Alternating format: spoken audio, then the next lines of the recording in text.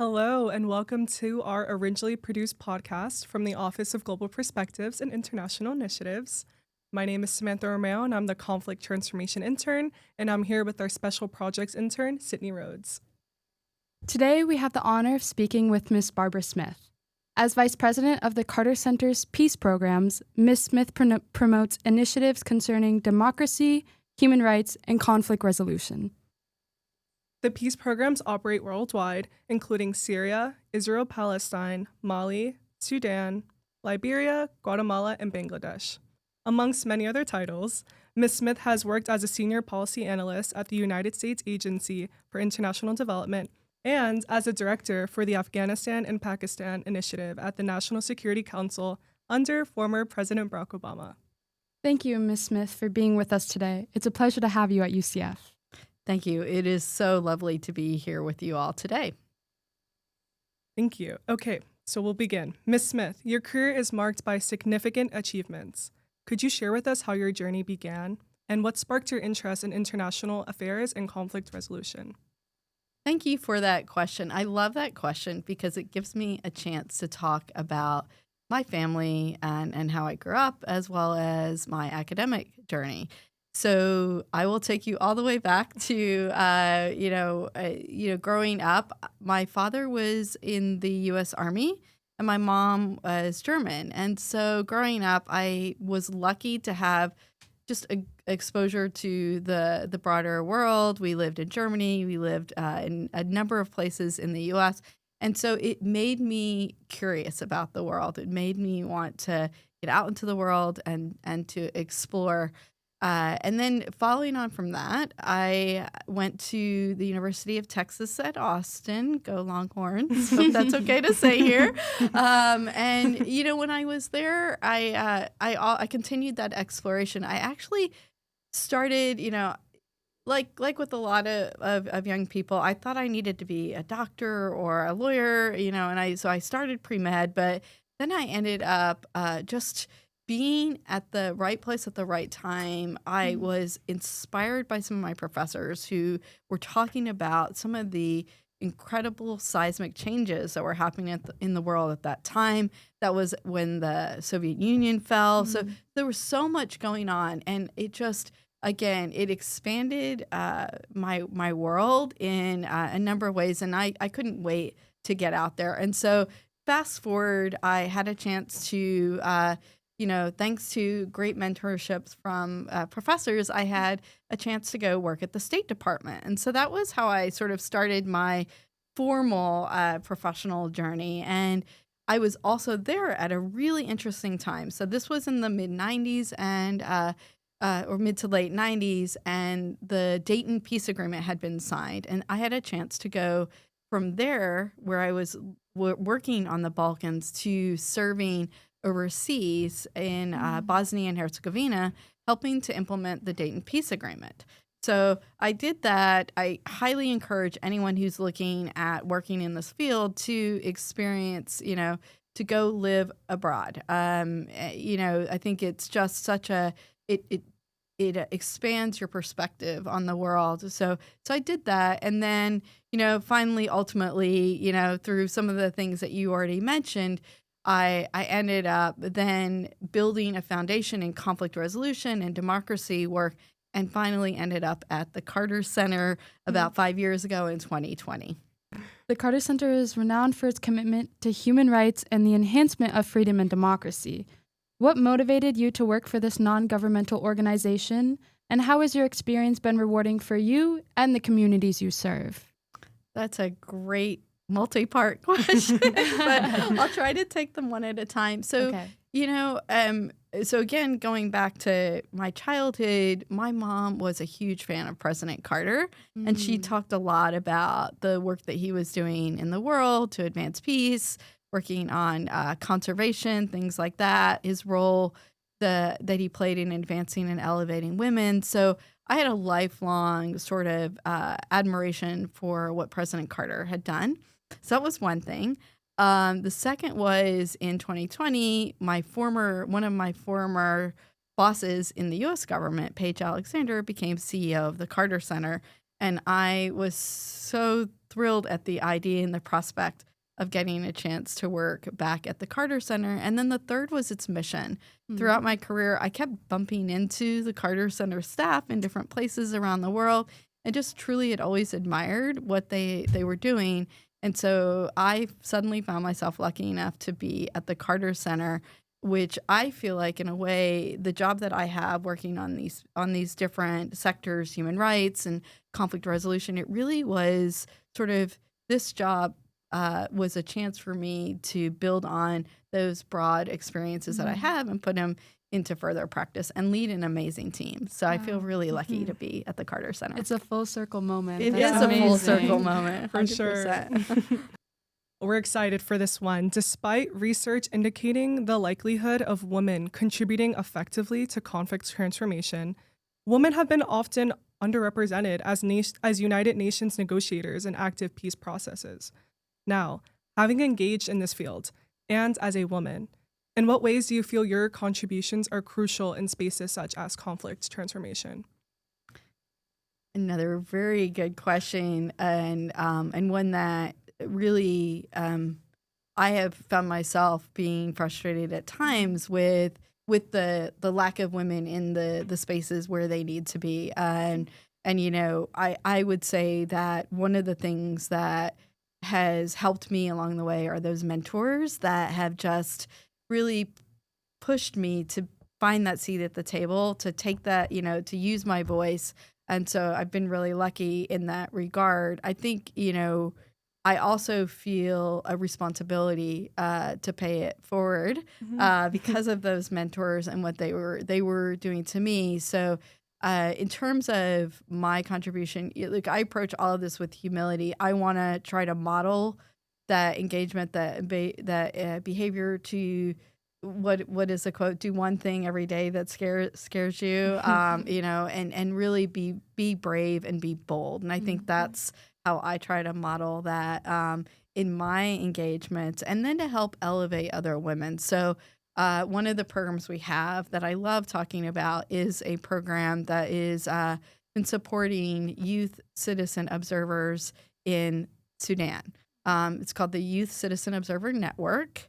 And the Deputy Secretary General is this incredibly fearless woman that young woman that I had a chance to meet. And just last year, about this time, through working with her, we were able to support her journey as a leader. And then she was able to speak to the UN Security Council to testify about the experience that youth were facing, about what needed to happen to advance the peace process, and the importance of women being a part of those peace processes.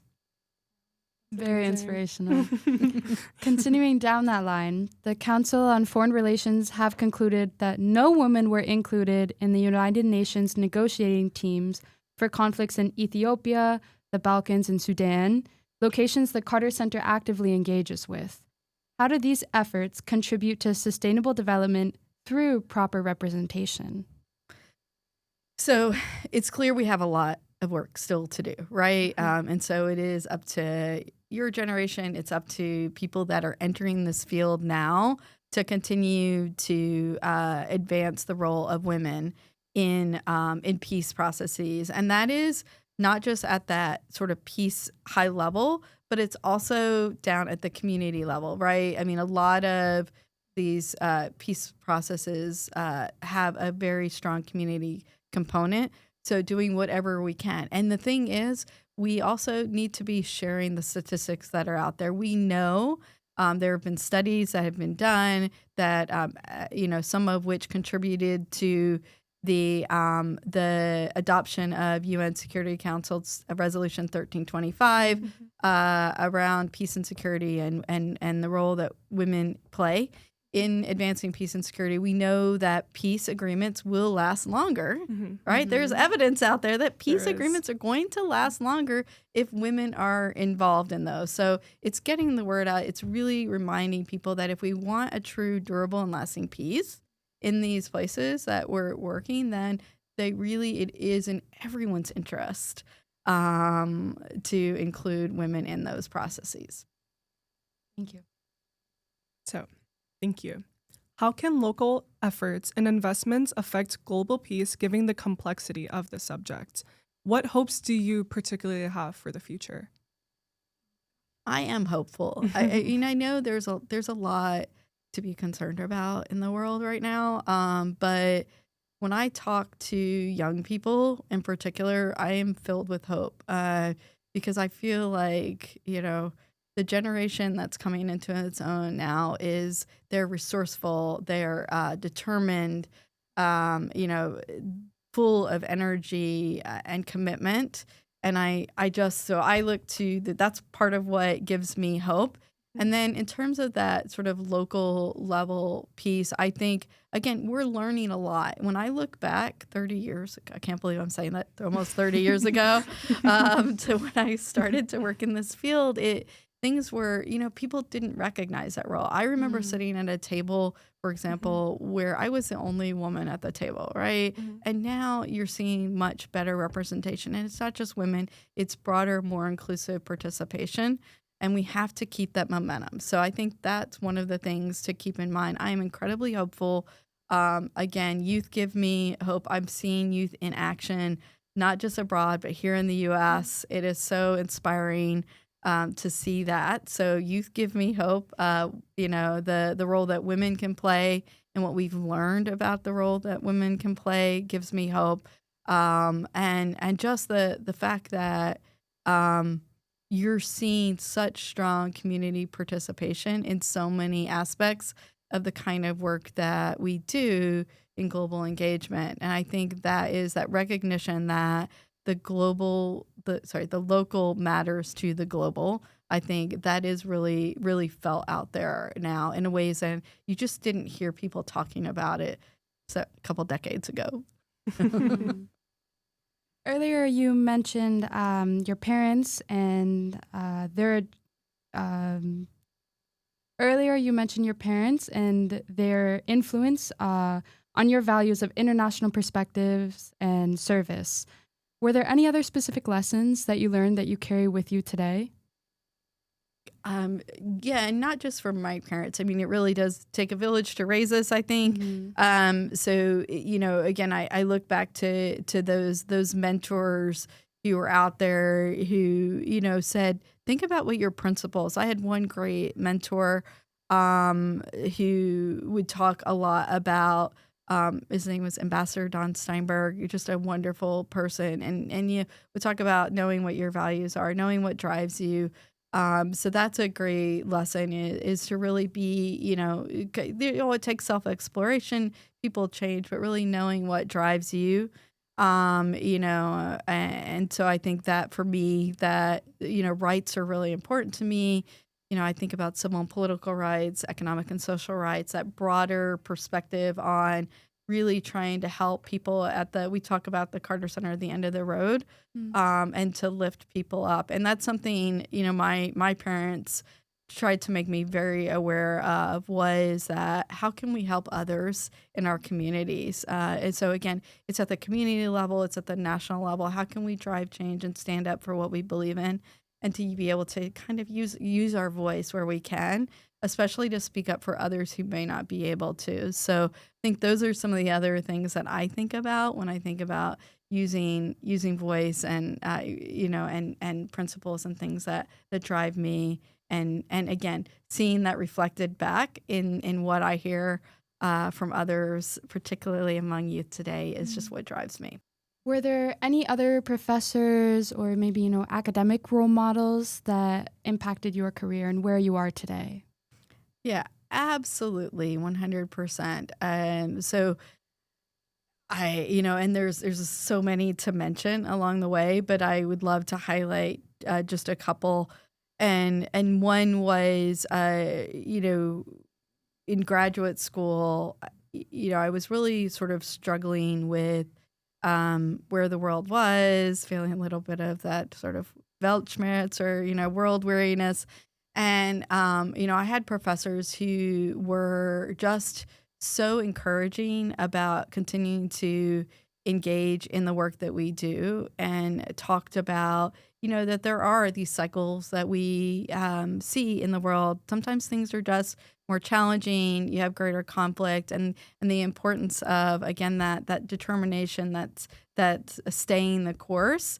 And having those people that sort of recognized in my life, the professors that really recognized and tried to really support me, and more specifically, also to try to help identify opportunities. That I mentioned this State Department, just to come full circle back to the beginning, that State Department internship that I had, and then followed on by opportunities to go overseas more formally to work for other organizations.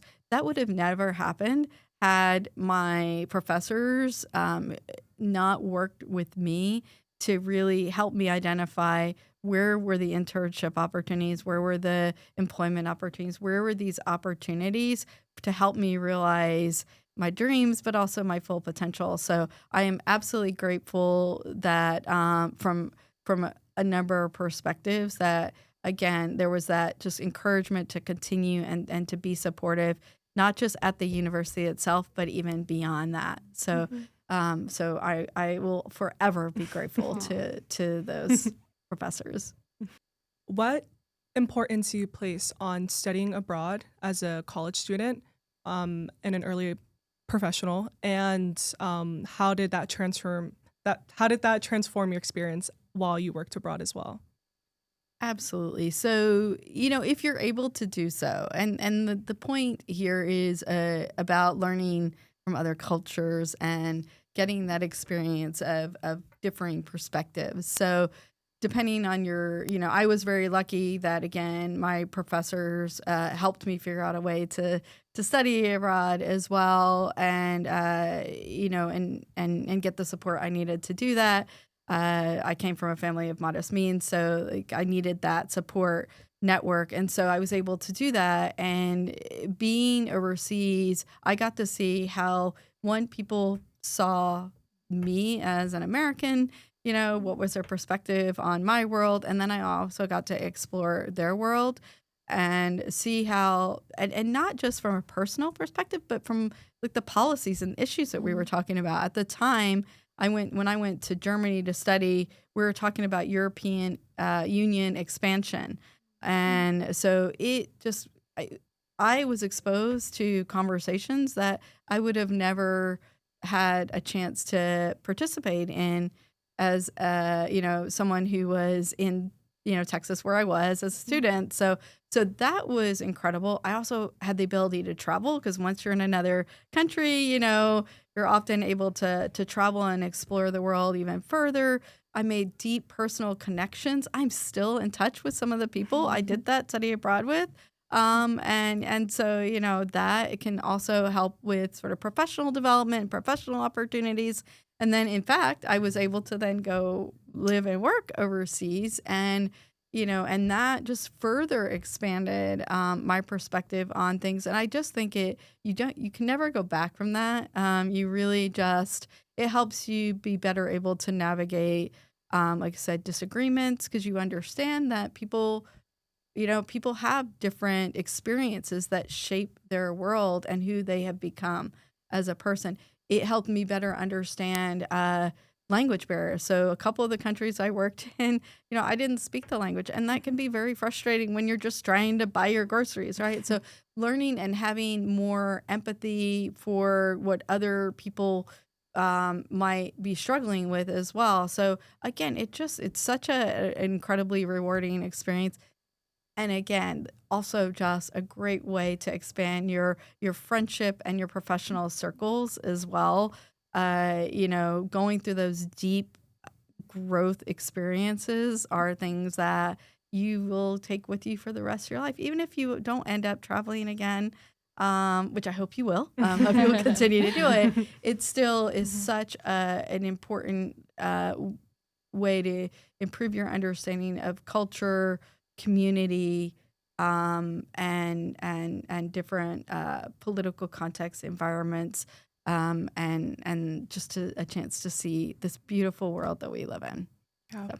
that's a beautiful take, and especially coming from someone like yourself who's passionate about conflict transformation. Most of it stems from dialogue across differences and just understanding the other person's perspective. Exactly. So You're absolutely right. Now, with the comprehensive career experience as impressive as yours, we must ask. You placed a great emphasis on mentors and the people that got you here today, and that's beautiful. So we would like to humbly ask you if you could give one piece of advice to students or early career professionals, what would that be? That's a great question. Thank you. And it's been so great to have this conversation with you all. I would say, and I come to this with humility. So that would be one thing is just that I have been really lucky to have the experiences, through a series of just having great mentors and people that helped me along the way. So I think in terms of though, if I think back to what were some of the ingredients that really helped me or move forward in that, it was the determination to really see things through. I think I mentioned, or maybe I haven't yet, but I had one mentor when I was at the White House. One of my bosses, again, there were a lot of men at the table often. He said, take your seat at the table. It's know that you have worth and you have something to say. And he was so encouraging to say that he would say, look, you know this subject. So having that confidence to take that seat at the table, I think that's important. And then to persevere. Another period, I'd gone overseas to Bosnia and had worked there. And I came back and it was at a time when there was an economic downturn. And I thought, at first I thought it'll be easy to segue into my next job. And it wasn't as easy as I thought. And I think I filled out close to 100 applications. And I ended up in one of my dream jobs after that. So it all worked out, but I was taking, contract work. I was so determined to get back into the field that I wanted to be in. And to continue the work that I had been doing. So that determination and that ability to kind of pick yourself up and move forward, I think that's really, that was way more than one piece. But we'll take all we can get. We'll take all we can get. But I think, because sometimes it can feel hard, it can feel frustrating. Mm-hmm. And so I would say, and know that there are other people out there that are kind of experiencing the same frustrations. And as I've gone through my career and had conversations with other people who have shared their experience as well, they've faced some of these same hurdles. And I think you're going to face hurdles. The strength is in, and the maturity comes when you're able to kind of overcome those and continue to move forward in the face of adversity, wherever it may come. Yeah. Amazing. We are truly honored to sit at this table with you, and we thank you, Ms. Smith, for your insight and experience with us today. No, and definitely, yeah, for sure. We appreciate your time here. That advice will definitely stick with us. Mm-hmm. But yeah. This was Sydney and Samantha from UCF's Office of Global Perspectives. Make sure to stay up to date with all our events and initiatives by visiting our website, ucfglobalperspectives.org. Thank you so much. Yeah, that's all for this episode. See you next time. Thank you.